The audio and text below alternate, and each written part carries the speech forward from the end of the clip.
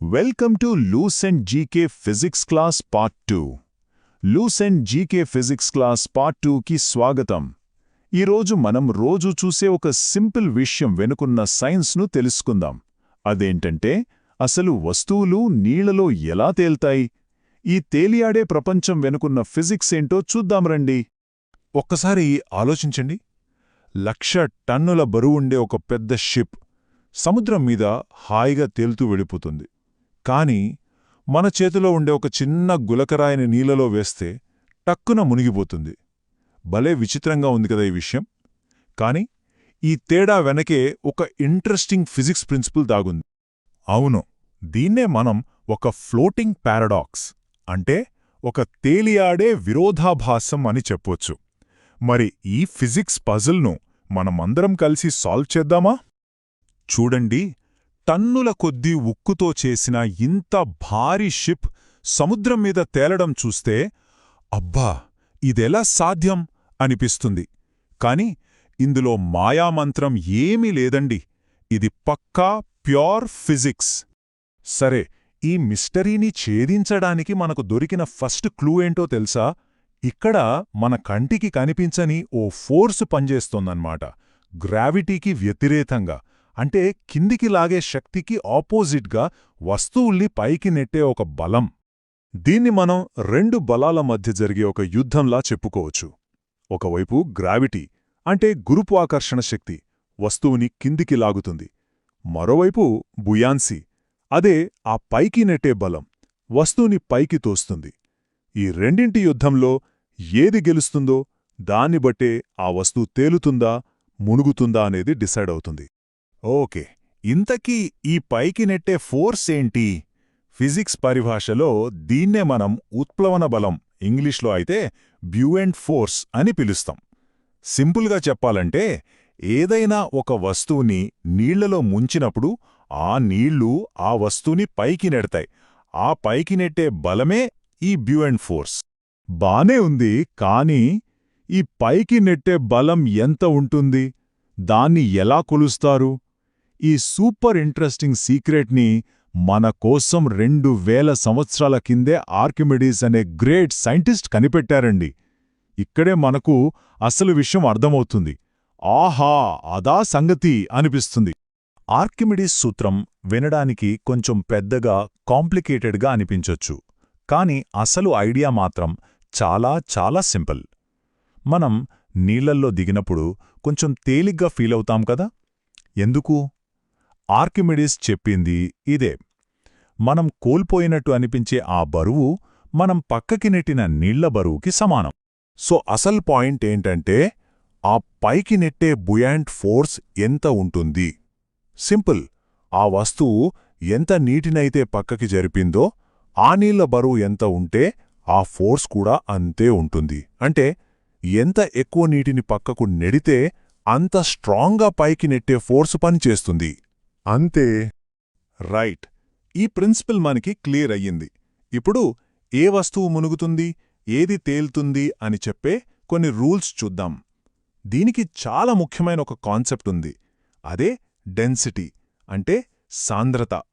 ఇక్కడ మనకు 3 simple rules ఉన్నాయన్నమాట. ఫస్ట్, ఒక వస్తువు డెన్సిటీ నీళ్ల డెన్సిటీ కన్నా ఎక్కువ ఉంటే అది మునిగిపోతుంది. సెకండ్, రెండింటి డెన్సిటీ సమానంగా ఉంటే వస్తువు నీళ్లలో పూర్తిగా మునిగి తేలుతుంది. ఇక ఫైనల్గా థర్డ్ రూల్ మన షిప్ విషయంలో జరిగేదిదే. వస్తువు డెన్సిటీ గనక నీళ్ల డెన్సిటీ కన్నా తక్కువ ఉంటే అది తేలుతుంది. అసలు ఈ డెన్సిటీ అంటే సాంద్రత అంటే ఏంటి? చాలా సింపుల్. ఒక చిన్న బాక్స్లో ఎంత బరువుని ప్యాక్ చేశాం అన్నదే డెన్సిటీ. ఉదాహరణకి ఒకే సైజులో ఉన్న ఒక ఇనుపబంతి, ఒక దూదిబంతి తీసుకోండి. దేన్లో ఎక్కువ మెటీరియల్ ప్యాక్ అయి ఉంటుంది? ఇనుపబంతిలోనే కదా. సో దాని డెన్సిటీ ఎక్కువన్నమాట. ఇప్పుడు మన షిప్ పజిల్కి ఆన్సర్ వచ్చేసింది. చూడండి, షిప్ మొత్తం ఉక్కుతో చేసినా లోపల చాలా భాగం ఖాళీగా గాలితో నిండి ఉంటుంది. ఈ బోలు నిర్మాణం వల్ల దాని సైజ్ అంటే వాల్యూమ్ విపరీతంగా పెరిగిపోతుంది. కాని బరువు ఆ రేంజ్లో పెరగదు. దీంతో ఏమవుతోంది? దాని ఓవరాల్ డెన్సిటీ నీటి డెన్సిటీ కన్నా తగ్గిపోతుంది. And that's it. అందుకే అంత పెద్ద షిప్ కూడా తేలిగ్గా నీటిమీద తేలియాడుతోంది. ఓకే, థియరీ బాగానే ఉంది. మరి మన రియల్ లైఫ్లో ఈ బుయాన్సీ ఎక్కడెక్కడ కనిపిస్తుందో కొన్ని ఇంట్రెస్టింగ్ ఎగ్జాంపుల్స్ చూద్దామా? చాలామందికి ఈ అనుభవం ఉండే ఉంటుంది.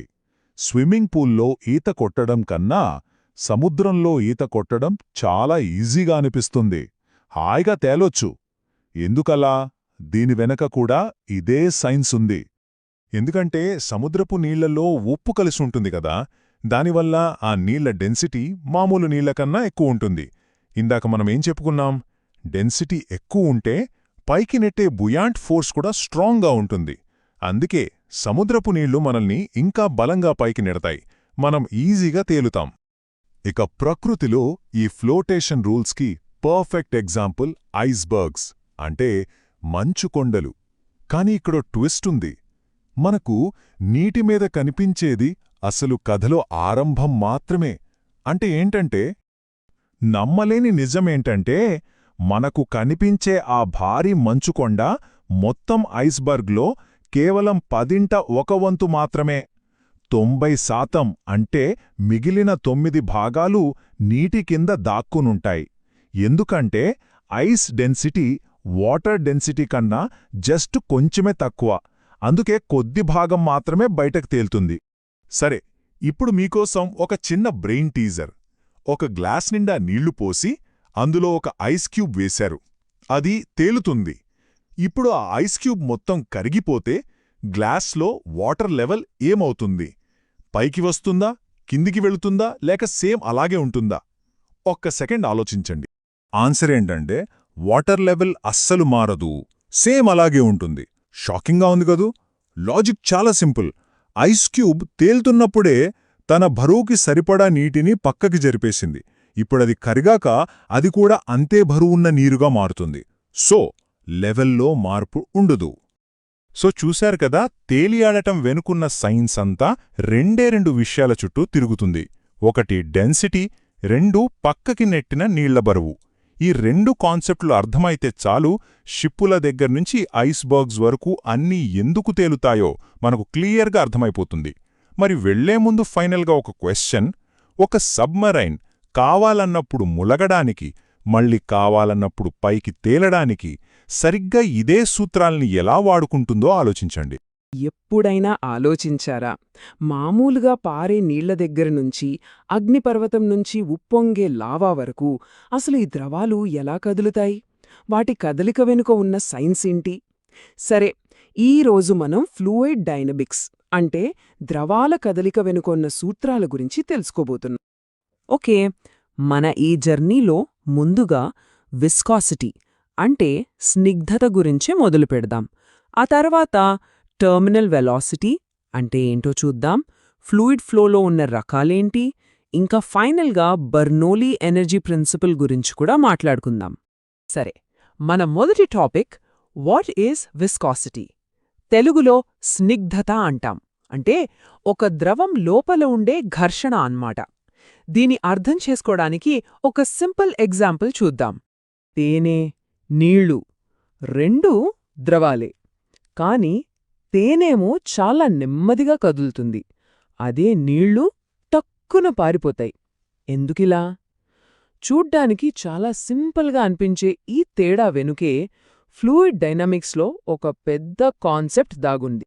ఆ కాన్సెప్టే ఈ విస్కాసిటీ, తెలుగులో స్నిగ్ధత. సింపుల్గా చెప్పాలంటే ఒక లిక్విడ్ ఫ్లో అవ్వకుండా దాన్ని అడ్డుకునే ఒక గుణం. అంటే ఆ లిక్విడ్ లోపలే ఒక రకమైన ఫ్రిక్షన్ లేదా ఘర్షణ ఉంటుంది. తేనెలో ఈ విస్కాసిటీ చాలా ఎక్కువ, అందుకే నెమ్మదిగా కదులుతుంది. నీళ్లల్లో చాలా తక్కువ, అందుకే ఈజీగా ఫ్లో అవుతుంది. అంత సింపుల్.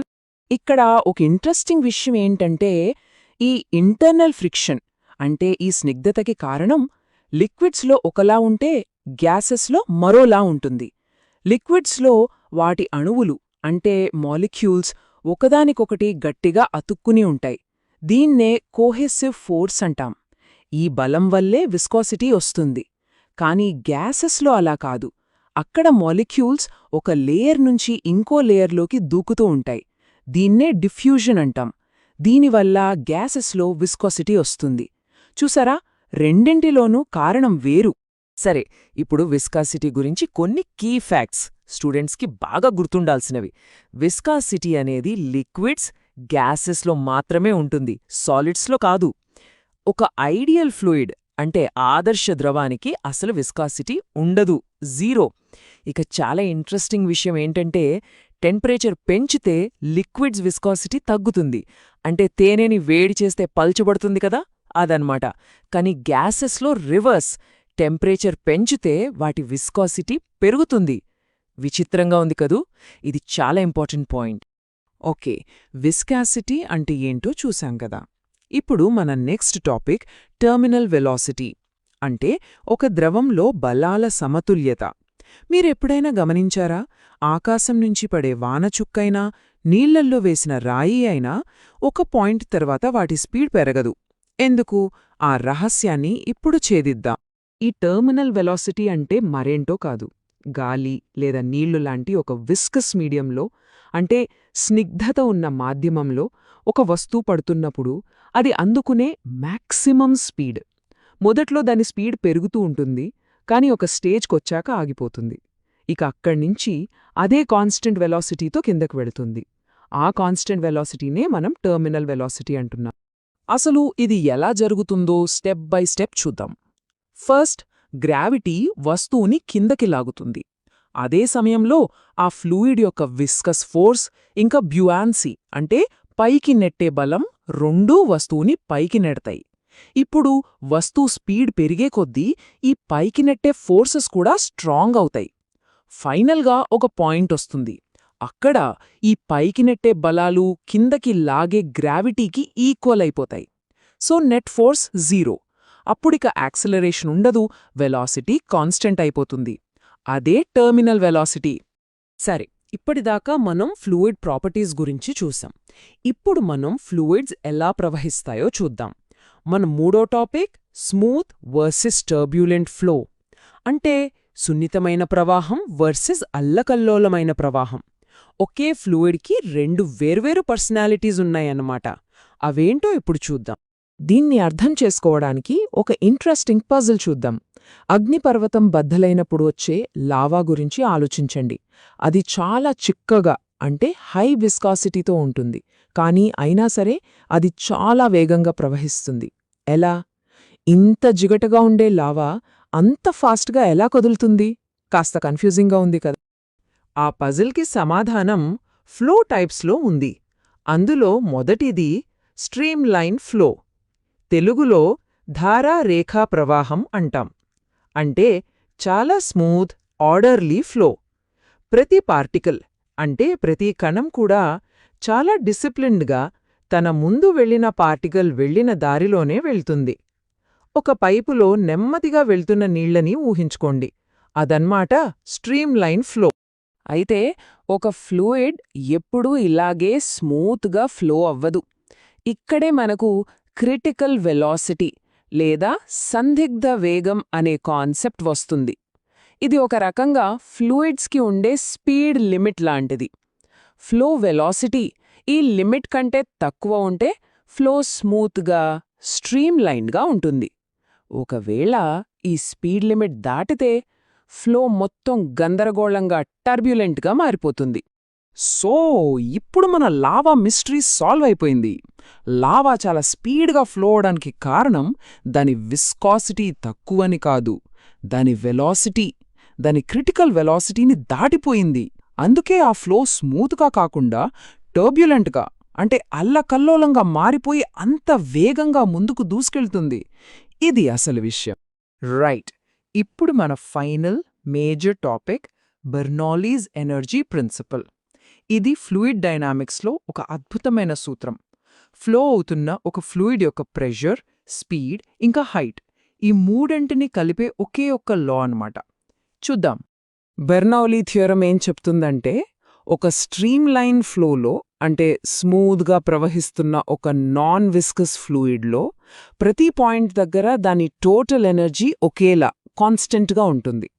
ఇది మనకు తెలిసిన law of conservation of energy లాంటిదే, కానీ ప్రత్యేకంగా ఫ్లో అవుతున్న ఫ్లూయిడ్స్కి, అంటే ఎనర్జీ ఒక రూపం నుంచి ఇంకో రూపంలోకి మారొచ్చు, కానీ టోటల్ ఎనర్జీ మాత్రం మారదు. మరి ఈ టోటల్ ఎనర్జీ అంటే ఏంటి? దీనిలో 3 రకాల ఎనర్జీలు కలిసి ఉంటాయి. ఒకటి ప్రెషర్ ఎనర్జీ, 2 దాని హైట్ వల్ల వచ్చే పొటెన్షియల్ ఎనర్జీ, 3 దాని కదలిక వల్ల వచ్చే కైనెటిక్ ఎనర్జీ. బెర్నౌలీ ప్రిన్సిపల్ ప్రకారం ఈ మూడింటిని కలిపితే వచ్చే మొత్తం ఫ్లోలో ఏ పాయింట్ దగ్గర చూసినా కాన్స్టెంట్గా ఉంటుంది. సరే, ఇప్పటిదాకా మనం చాలా విషయాలు నేర్చుకున్నాం కదా, ఒకసారి క్విక్గా వాటన్నిటినీ రివ్యూ చేద్దాం. ఇవి మీ ఎసెన్షియల్ టేక్అవేస్. ఇవే ఫ్లూయిడ్ డైనమిక్స్కి బిల్డింగ్ బ్లాక్స్ లాంటివి, గుర్తుపెట్టుకోండి. ఫస్ట్ విస్కాసిటీ, అంటే ఫ్లూయిడ్ లోపలుండే ఫ్రిక్షన్. సెకండ్ టర్మినల్ వెలాసిటీ, గ్రావిటీని మిగతా ఫోర్సెస్ బ్యాలెన్స్ చేసినప్పుడు వచ్చే constant speed. Third streamline flow, critical velocity కన్నా తక్కువ స్పీడ్లో ఉండే smooth flow. Fourth turbulent flow, critical velocity దాటినప్పుడొచ్చే గందరగోళ flow. And finally Bernoulli's theorem, streamline ఫ్లోలో టోటల్ ఎనర్జీ అంటే ప్రెషర్, పొటెన్షియల్, కైనెటిక్ ఎనర్జీల మొత్తం కాన్స్టెంట్గా ఉంటుంది. సరే, ఈ సెషన్ని ఒక ఇంట్రెస్టింగ్ ప్రశ్నతో ముగిద్దాం. బెర్నౌలీ ప్రిన్సిపల్ ప్రకారం ఫ్లూయిడ్ స్పీడ్ తగ్గితే ప్రెషర్ పెరుగుతుంది. మరి ఈ ఒక్క సింపుల్ ఐడియా 100 టన్నుల బరువుండే విమానం గాల్లో ఎలా ఎగరగలుగుతుందో, ఆ వింగ్ పై ఉండే లిఫ్ట్ని ఎలా ఎక్స్ప్లెయిన్ చేయగలదు? దీని గురించి ఆలోచించండి. నెక్స్ట్ టైం విమానం చూసినప్పుడు మీకీ ప్రిన్సిపల్ తప్పకుండా గుర్తొస్తుంది. మన చుట్టూ రోజూ జరిగే విషయాల్లోనే బోలెడంత సైన్స్ దాగుంటుంది. అందులో ఒకటి తలతన్యత. ఎప్పుడైనా గమనించారా? నీటికొక రహస్యమైన సాగే చర్మంలాంటిదుంటుందని? అవును, ఈరోజు మనం దాని గురించే వివరంగా తెలుసుకోపోతున్నాం. మనందరికీ కొన్ని చిన్న చిన్న ప్రశ్నలు వస్తుంటాయి కదా. వాన చినుకులు ఎప్పుడూ గుండ్రంగా, గోళాకారంలోనే ఎందుకు పడతాయి? వేరే ఆకారంలో ఎందుకుండవు? అలాగే స్టీల్తో చేసిన సూది నీటికన్నా బరువైనా సరే నీటిమీద ఎలా తేలగలుగుతుంది? విచిత్రంగా అనిపిస్తుంది కదూ? ఈ విశ్లేషణ పూర్తయ్యేసరికి ఈ ప్రశ్నలు వెనుకున్న అసలైన సైన్స్ ఏంటో మనకు స్పష్టంగా అర్థమవుతుంది. అయితే ఈ మ్యాజిక్ లాంటి విషయాల్ని అర్థం చేసుకోవాలంటే మనం ముందుగా కంటికి కనిపించని అణువుల ప్రపంచంలోకి వెళ్ళాలి. అక్కడ పనిచేసే కొన్ని అదృశ్య శక్తులు, అంటే అంతర్గత శక్తుల గురించి తెలుసుకోవాలి. ఇక్కడ మనకు 2 ముఖ్యమైన శక్తులుంటాయి. ఒకటి సంసంజన బలం, ఇంగ్లీష్లో కోహెసివ్ ఫోర్స్ అంటాం. దీన్ని సింపుల్గా చెప్పాలంటే ఒకే టీంలో ఉన్న ప్లేయర్ల మధ్య ఉండే ఫ్రెండ్షిప్ లాంటిది. అంటే ఒకే రకమైన అణువులు ఒకదానికొకటి గట్టిగా అతుక్కునుండటం అన్నమాట. నీటి అణువులన్నీ కలిసి ఉండటానికి కారణం ఇదే. ఇక రెండోది అసంజన బలం, అదే అడ్హెసివ్ ఫోర్స్. ఇది వేర్వేరు టీమ్స్ మధ్య ఉంటే స్నేహం అనుకోండి. అంటే వేర్వేరు పదార్థాల అణువుల మధ్య ఉండే అట్రాక్షన్. ఉదాహరణకి జిగురు కాగితానికి అంటుకుంటుంది కదా, అది దీనివల్లే. సరే, ఇప్పుడు మనం ఇందాక మాట్లాడుకున్న సంసంజన బలాల వల్ల పుట్టే ఒక అద్భుతమైన గుణం గురించి చూద్దాం. అదే తలతన్యత. ఈ గుణం వల్లే నీటి ఉపరితలం ఒక సాగే పొరలాగా, ఒక రబ్బర్ షీట్లాగా పనిచేస్తోంది. సో సింపుల్గా చెప్పాలంటే తలతన్యత అనేది ద్రవానికి ఉండే ఒక గుణం. దాని అణువుల మధ్య ఉండే ఆ బలమైన సంసంజన శక్తి వల్ల బయటినుంచి ఏదైనా బలం తగిలితే దాన్ని అడ్డుకోవడానికి ప్రయత్నిస్తుంది. అందుకే ద్రవం యొక్క ఉపరితలం ఒక సాగదీసిన ఎలాస్టిక్ పొరలాగా ప్రవర్తిస్తుంది. ఇప్పుడు చూడండి, ఒక సూదిని చాలా జాగ్రత్తగా నీటిమీద పెడితే అది మునగకుండా తేల్తుంది. ఇక్కడ జరుగుతున్నదేంటంటే నీటి ఉపరితలం ఒక చర్మంలా పనిచేసి సూది బరువుని మోస్తోందన్నమాట. ఈ కంటికి కనిపించని బలాన్నే తలతన్యత అంటాం. సైంటిస్టులు దీన్ని యూనిట్ పొడవుపై పనిచేసే బలంగా, అంటే T=F/L అనే ఫార్ములాతో కొలుస్తారు. మరి వాన చినుకుల సంగతేంటి? తలతన్యత గుణం వల్ల నీటి ఉపరితలం ఎప్పుడూ సాధ్యమైనంత తక్కువ వైశాల్యంలోకి కుదించుకోపోవాలని చూస్తుంది. లెక్కల ప్రకారం ఒక నిర్దిష్ట ఘనపరిమాణానికి అన్ని ఆకారాలలోకి గోళానికే అతి తక్కువ ఉపరితల వైశాల్యం ఉంటుంది. అందుకే నీటి చుక్కలు, వాన చినుకులు గుండ్రంగా మారిపోతాయి. ఎంత అద్భుతం కదా! ఈ విశ్లేషణ మీ చదువుకి ముఖ్యంగా కాంపిటేటివ్ ఎగ్జామ్స్కి హెల్ప్ అవుతోందనిపిస్తే తప్పకుండా మన తెలుగు కాంపిటేటివ్ ఛానల్కి సబ్స్క్రైబ్ చేసుకోండి. ఇలాంటి మరెన్నో టాపిక్స్ మనం క్లియర్గా తెలుసుకుందాం. సరే, మనం సంసంజన, అసంజన బలాల గురించి తెలుసుకున్నాం. మరి ఈ రెండు శక్తుల మధ్య ఒక పోటీ జరిగితే, అంటే ఒకదానితో ఒకటి పోటీ పడితే ఏం జరుగుతుంది? అప్పుడు జరిగేదే కేశనాళికీయత లేదా క్యాపిల్లరిటీ. కేశనాళికీయత అంటే ఏమీ లేదండి. ఒక ద్రవం చాలా సన్నని గొట్టంలో, అంటే మన వెంట్రుకంత సన్నని ట్యూబ్లో గ్రావిటీకి వ్యతిరేకంగా పైకెగబాకడం, లేదా కొన్నిసార్లు కిందకు దిగిపోవడం. ఇదంతా ఆ గొట్టం ఎంత సన్నగా ఉందనే దానిపై ఆధారపడి ఉంటుంది. నీరు ఒక గాజుగొట్టంలో ఎలా పైకి ఎగబాకుతోందో చాలా సింపుల్గా చూద్దాం. ఫస్ట్ స్టెప్, అసంజన బలాలు అంటే నీటి అణువులకి, గాజు అణువులకి మధ్య ఉండే ఆకర్షణ కొన్ని నీటి అణువుల్ని గాజు గోడల మీదకు పైకి లాగుతాయి.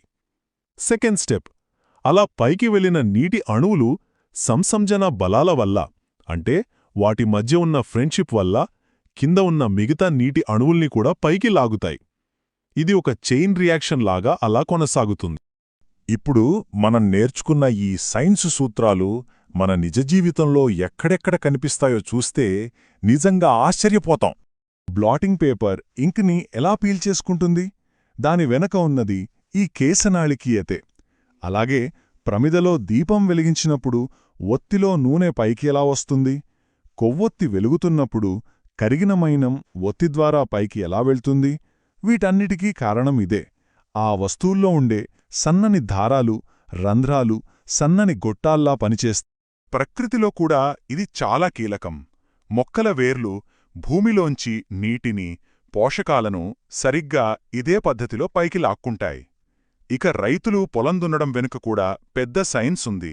నేలను గుల్లగా దున్నడం వల్ల భూమిలో సహజంగా ఏర్పడిన సన్నని కేశనాళికలు విరిగిపోతాయి. దీనివల్ల భూమి లోపలున్న తేమ ఆవిరైపోకుండా కాపాడొచ్చు. మనింట్లో వాడే వస్తువుల్లో కూడా ఈ సైన్స్ చాలా ఉంది. సబ్బులు, డిటర్జెంట్లు ఏం చేస్తాయంటే నీటి తలతన్యతను తగ్గిస్తాయి. దానివల్ల నీరు బట్టల దారాల్లోకి బాగా చొచ్చుకుపోయి మురికిని ఈజీగా తీసేస్తుంది. వేడివేడి సూప్ చల్లారిపోయిన దానికంటే ఎందుకు రుచిగా ఉంటుంది? ఎందుకంటే వేడి వల్ల దాని తలతన్యత తగ్గి నాలుక మీద పూర్తిగా స్ప్రెడ్ అయి మనకు టేస్ట్ బాగా తెలుస్తుంది. ఇక చివరిగా మురికి నీటి గుంటల్లో దోమలు పెరగకుండా కిరోసిన్ చల్లుతారు కదా, అది నీటి తలతన్యతను పాడు చేస్తుంది. దాంతో దోమల లార్వాలు ఆ నీటి చర్మంపై నిలబడలేక మునిగిపోయి చనిపోతాయి. చూసారుగా, సబ్బు నీటికున్న ఆ సాగే చర్మాన్ని, అదే తలతన్యతని తగ్గించడం ద్వారా మురికిని వదిలిస్తుంది. ఇప్పుడు ఆలోచించండి, మన రోజువారీ జీవితంలో ఇలా ద్రవాల తలతన్యతను మార్చడం ద్వారా పనిచేసే ఇంకేమైనా వస్తువులున్నాయా? కాస్త ఆలోచిస్తే చాలా ఉదాహరణలు దొరుకుతాయి. ఏ విశ్లేషణ మీకు నచ్చిందని ఆశిస్తున్నాను. ఇలాంటి మరిన్ని సైన్స్ విషయాల కోసం మర్చిపోకుండా మన తెలుగు కాంపిటీటివ్కి సబ్స్క్రైబ్ అవ్వండి. ఓకే, ఒక వస్తువుని ఇలా సాగదీసి వదిలేశామనుకోండి, అది తక్కున తిరిగి దాని పాత రూపంలోకి వచ్చేస్తుంది కదా. ఆ స్నాప్ వెనుక ఉన్న సైన్స్ ఏంటి? అసలదెలా సాధ్యం? రండి, ఈరోజు మన చుట్టూ ఉన్న ప్రపంచాన్ని నిలబెడుతున్న ఒక అదృశ్య శక్తి, అదేనండి ఎలాస్టిసిటీ. దాని రహస్యాన్ని ఛేదిద్దాం. మనం రోజూ వాడే ఒక సింపుల్ రబ్బర్ బ్యాండ్, దాన్ని లాగి వదిలితే టప్ మని సౌండ్ వస్తుంది. ఆ స్నాప్ వెనుకున్న సీక్రెట్ ఏంటని ఎప్పుడైనా ఆలోచించారా? చాలా మామూలుగా అనిపించే ఈ ప్రశ్నలోనే మన ప్రపంచాన్ని నడిపిస్తున్న ఒక ఫండమెంటల్ ఫిజిక్స్ ప్రిన్సిపల్ దాగి ఉంది. అండ్ ఇది కేవలం రబ్బర్ బ్యాండ్లకే పరిమితం కాదు. మనం చూసే పెద్ద పెద్ద వంతెనల దగ్గర నుంచి మనం వాయించే గిటార్ తీగల వరకు ప్రతి చోట ఈ ప్రాపర్టీ ఉంది. చెప్పాలంటే ఇది మన ప్రపంచానికి ఒక ఆకారాన్ని ఇస్తూ దాన్ని నిలబెడుతుంది. ఇంతకీ మనం మాట్లాడుకుంటున్న ఆ అద్భుతమైన ధర్మం పేరేంటి? అదే స్థితిస్థాపకత, అంటే ఎలాస్టిసిటీ. దీన్ని సింపుల్గా చెప్పాలంటే ఇది ఒక మెటీరియల్కి ఉండే మెమరీ లాంటిది. అవును, నిజంగానే దానికి తన అసలు ఆకారమేంటో ఎప్పుడూ గుర్తుంటుంది. మరి సైంటిఫిక్గా చెప్పాలంటే ఒక వస్తువు మీద మనం ఫోర్స్ అప్లై చేసి ఆ ఫోర్స్ని తీసేసినప్పుడు అది తన ఒరిజినల్ షేప్కి, సైజ్కి తిరిగి రాగలగడమే ఎలాస్టిసిటీ. అంటే మనం ఎంత సాగదీసినా లేదా నొక్కినా ఆ ఫోర్స్ తీసేయగానే అది మళ్ళీ తన పాత స్థానానికి వచ్చేస్తుందన్నమాట. అయితే ఈ జ్ఞాపక శక్తికి కూడా ఒక లిమిట్ ఉంటుందండోయ్. ప్రతిదానికి ఓ హద్దు ఉన్నట్టే. దీన్నే మనం ఎలాస్టిక్ లిమిట్ అంటే స్థితిస్థాపక పరిమితి అని పిలుస్తాం. అంటే ఏంటంటే ఒక వస్తువు తన ఒరిజినల్ షేప్కి తిరిగి రాగలిగే ఒక మ్యాక్సిమం పాయింట్ అన్నమాట. ఒకవేళ ఆ లిమిట్ దాటి బలాన్ని ప్రయోగిస్తే అంతే సంగతులు. అది పర్మనెంట్గా మారిపోతుంది, తన పాత రూపాన్ని పూర్తిగా మర్చిపోతుంది. సరే, మరి ఈ ఎలాస్టిసిటీ ఎలా పనిచేస్తుంది? దీని వెనుక 2 చాలా ఇంపార్టెంట్ ఫోర్సెస్ ఉన్నాయి. అవే స్ట్రెస్ మరియు స్ట్రెయిన్. తెలుగులో చెప్పాలంటే ప్రతిబలం మరియు వికృతి. ఈ రెండింటి మధ్య జరిగే పోరాటమే ఈ మొత్తం కథకు ఆధారం. స్ట్రెస్ అంటే ప్రతిబలం. మనమొక వస్తువును సాగదీసినప్పుడు దాని లోపల ఉన్న అణువులు ఊరికే ఉండవు. అవి వద్దు, మేం మారము అని గట్టిగా ఫైట్ బ్యాక్ చేస్తాయి. ఆ ఇంటర్నల్ ఫైట్, ఆ రెసిస్టెన్సే స్ట్రెస్ అన్నమాట. మరి స్ట్రెయిన్ అంటే ఏంటి? స్ట్రెయిన్ అంటే వికృతి. లోపలంతా ఫైట్ జరుగుతున్నా అదే స్ట్రెస్ మనం అప్లై చేసిన బయటి ఫోర్స్కి వస్తువు ఆకారంలో కొంచెం మార్పొస్తుంది కదా, అలా ఎంత మార్పొచ్చింది అని చెప్పే కొలతే strain. So it's very simple. Stress అనేది కారణమైతే స్ట్రెయిన్ అనేది దాని ఫలితం. వస్తువు లోపల జరిగే అంతర్గత పోరాటం స్ట్రెస్. ఆ పోరాటం వల్ల బయటికి కనిపించే మార్పు స్ట్రెయిన్. ఇవి రెండూ విడదీయలేని ఒక కాజ్ అండ్ ఎఫెక్ట్ జంట. సరే, ఈ స్ట్రెస్, స్ట్రెయిన్ మధ్య ఉన్న రిలేషన్షిప్ని ఒక సింపుల్ కానీ చాలా పవర్ఫుల్ రూల్ ఎక్స్ప్లెయిన్ చేస్తోంది. అదే హుక్స్ లా. దీన్ని ఇలాస్టిసిటీకి సంబంధించిన యూనివర్సల్ రూల్ అని కూడా అనుకోవచ్చు. హుక్స్ లా ఏం చెప్తుందంటే చాలా సింపుల్. ఎలాస్టిక్ లిమిట్ లోపల ఉన్నంతవరకు స్ట్రెస్ అనేది స్ట్రెయిన్కి డైరెక్ట్గా ప్రపోర్షనల్గా ఉంటుంది. అంటే మీరు ఎంత ఎక్కువ స్ట్రెస్ పెడితే వస్తువులో అంత ఎక్కువ స్ట్రెయిన్ కనిపిస్తుంది. చాలా సింపుల్, స్ట్రెయిట్ ఫార్వర్డ్ రిలేషన్. ఈ రిలేషన్ని ఒక ఫార్ములాగా కూడా చెప్పొచ్చు. Stress by strain equals E. ఇక్కడ E అనేదే ఒక కాన్స్టెంట్. దాన్నే మాడ్యులస్ ఆఫ్ ఇలాస్టిసిటీ అంటారు.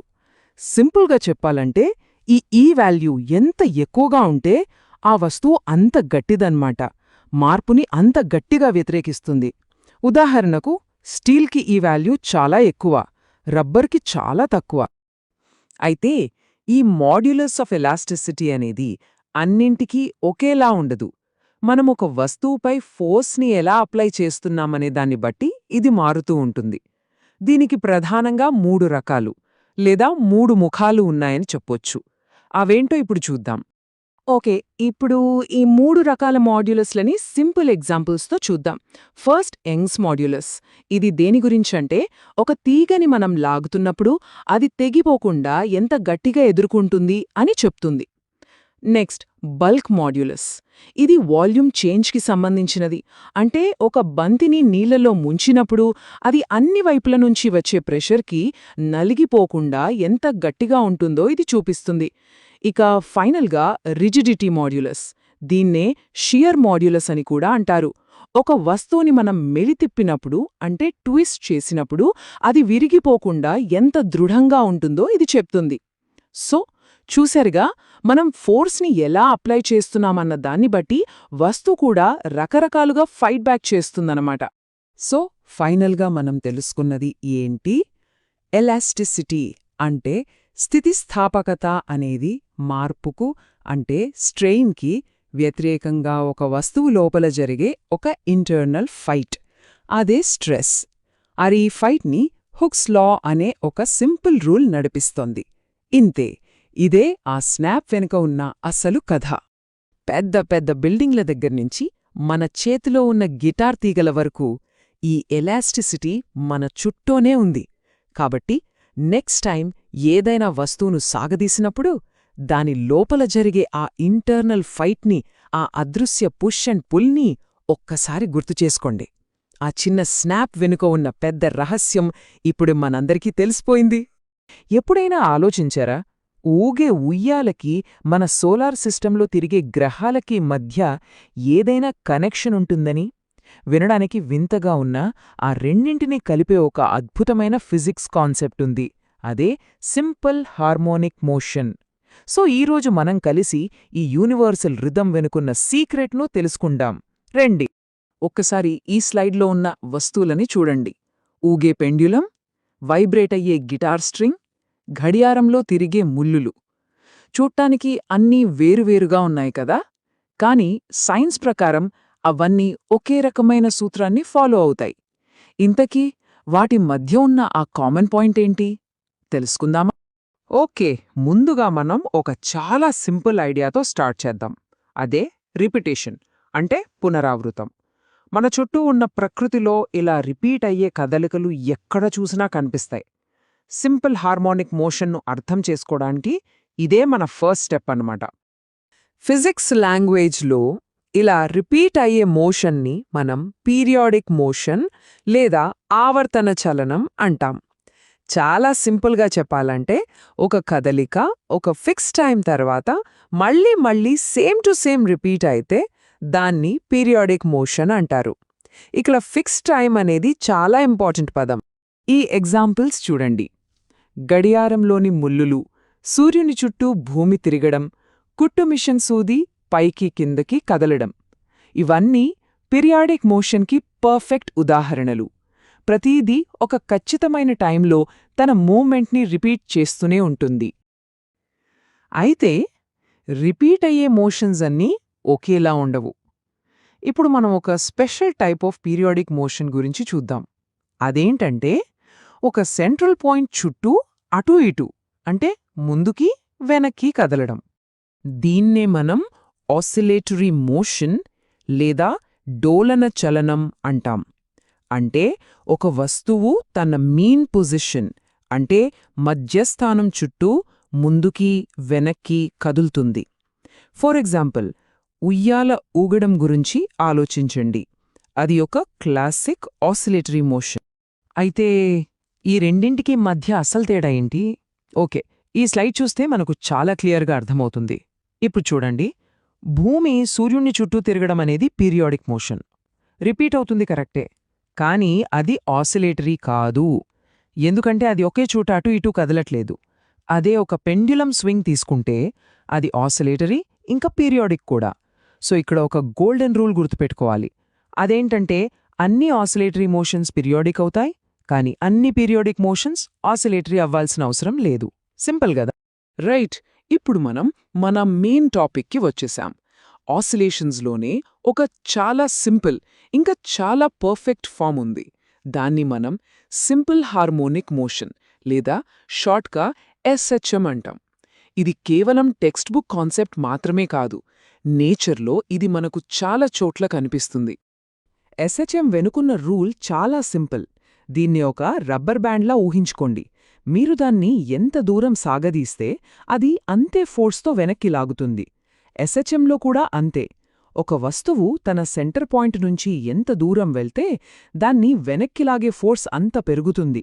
ఆ ఫోర్స్ ఎప్పుడూ సెంటర్ వైపే ఉంటుంది. ఇదే దీని వెనుకున్న అస్సలు సీక్రెట్. సరే, ఇప్పుడు ఈ మోషన్ లోపల ఏం జరుగుతుందో చూద్దాం.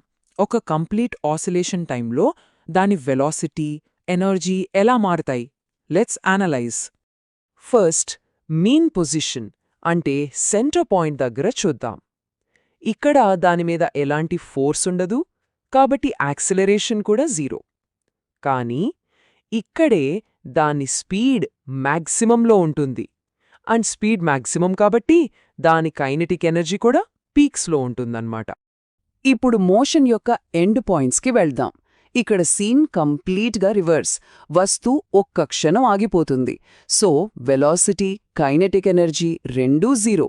కానీ దాన్ని వెనక్కి లాగే ఫోర్స్ ఇక్కడే మ్యాక్సిమంగా ఉంటుంది. అందుకే యాక్సిలరేషన్ కూడా మ్యాక్సిమం. అంటే ఇక్కడ కైనెటిక్ ఎనర్జీ అంతా పొటెన్షియల్ ఎనర్జీగా మారిపోయిందన్నమాట. ఓకే, ఈ థియరీ అంతా ప్రాక్టికల్గా చూడ్డానికి ఫిజిక్స్లో మోస్ట్ ఫేమస్ ఎగ్జాంపుల్ తీసుకుందాం. అదే సింపుల్ పెండ్యులం.